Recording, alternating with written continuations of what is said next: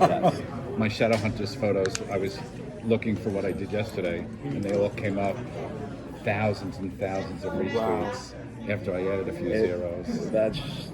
That show has a very excited following. Yeah. Very supportive. Well, the best fans. And the cast, like from my angle, they were the nicest folks. Nicest, yeah, good people.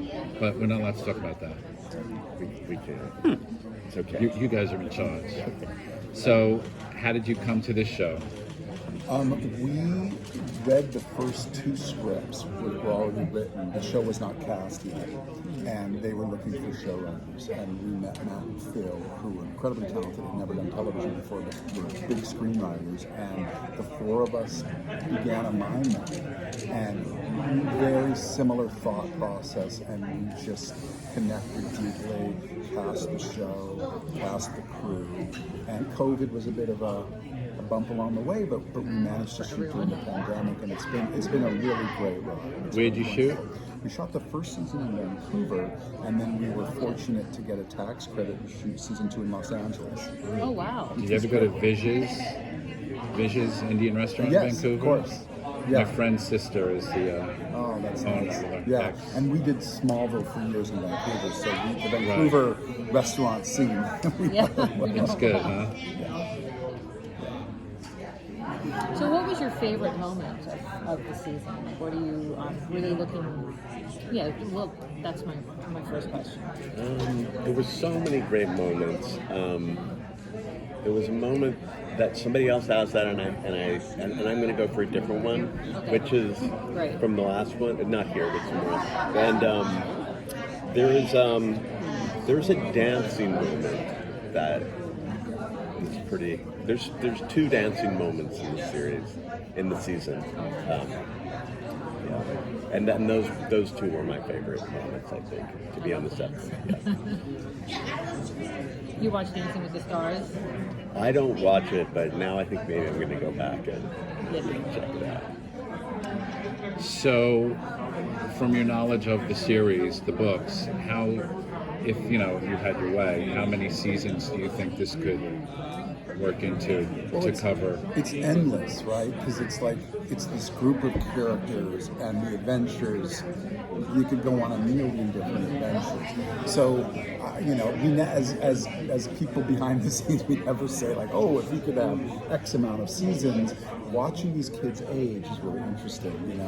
They started as little pictures, and now we saw them when we shot season 2, and they're a little older.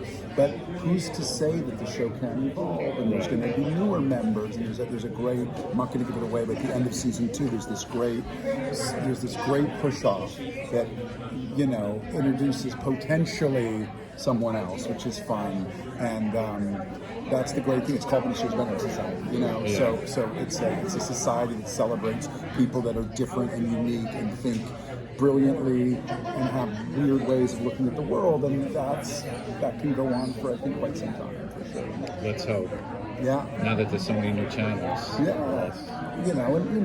Disney's been great. It's this show was originally done for Hulu, and once we shot the pilot, the powers that be were like, this belongs on Disney Plus. I mean, Hulu it's not really a child's channel, and Disney Plus is all over the world. And this show it's not really shot in America. It has a bizarre feel that it's a timeless quality of, you're not sure where it is, but we never use the words America, or we don't say New York or city, Stone Town. So I think that's the appeal internationally for sure. The show celebrates the world. In season 2, we go to Europe. So season 2 is, it's a European adventure. We're really not in America, because we say it's Europe. And we go through Portugal and Spain and France and Italy. So it's really a bigger adventure than season 1, in that it's globe-trotting and it's not so contained like season 1 was. And did you film in any of those locations? And through the magic of visual effects and design, it was all shot in Los Angeles for Europe, yes. It's incredible. When you see the show, I think you would not know that. Yeah. You know, you never say this was shot in LA, or I recognize that. You know, it's but we don't lean on like the Eiffel Tower. We don't. It's not postcardy because, like I said, it's the Benedictine world. It's not the Europe that you turn on TV and see Paris. It's kind of our version of And what are some of your solutions with working with a cast who's growing? You know, I mean, you see that there's some hiccups along the way when you have to deal with that. So do you have any kinds of philosophy on? We embrace it fully. We don't try to pretend they're younger, you know, we don't try to, we let their voice crack when the boys are getting older, because it's more natural and it feels more real, it feels more honest than pretending that they're still kids, you know? The set dressers and the wardrobe costumes and the fitters, they definitely know. They know to you know, keep the hems high so that you can keep letting out more. Yeah. Yeah. In the premiere, in the season 2 premiere, there's a great line where they reunite, you know, after here, and Constance, the little Russian girl, is like, "You look so rude and gangly," you know, to the boys, which is what, you know. They look great, by the way, but like it's just an honest response, and that was really fun. You know? Yeah. Do you guys get to walk around Comic-Con? Are you interested? We will later. Yeah. Yes.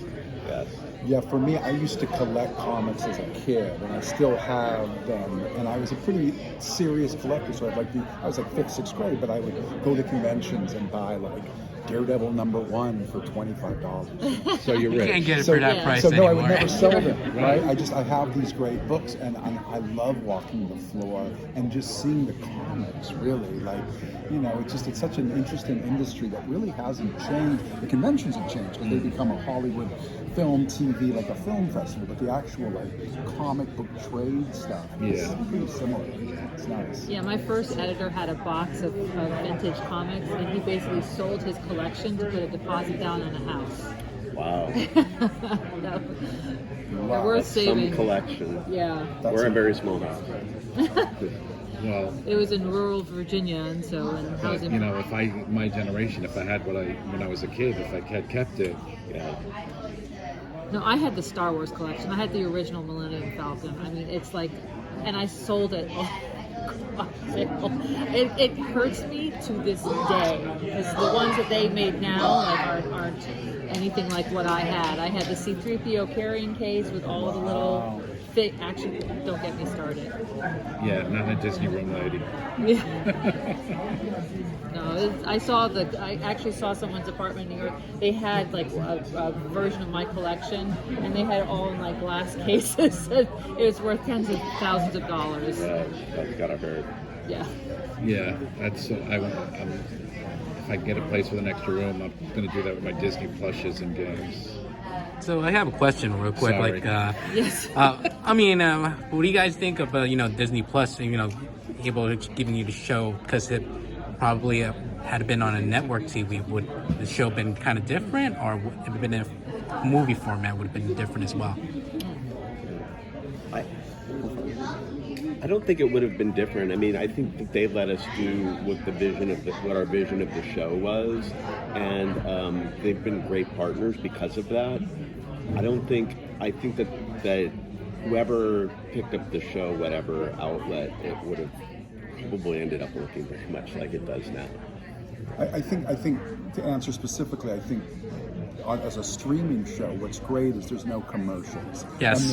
And there's a flow to it that feels like a little mini movie, and also they blessed us with an enormous budget, and you can tell by the look of the show. So we're able, with production value, to really make it feel like a movie on streaming, whereas a broadcast show, you're more limited in that way. And as a movie, it's over after 90 minutes, right? So this is a way with the character work that we can really dig in and let slow things down and get to know the characters more. So I think the platform is really perfect for the show, and the marketing machine that is Disney, and you know this from Shadowhunters as well.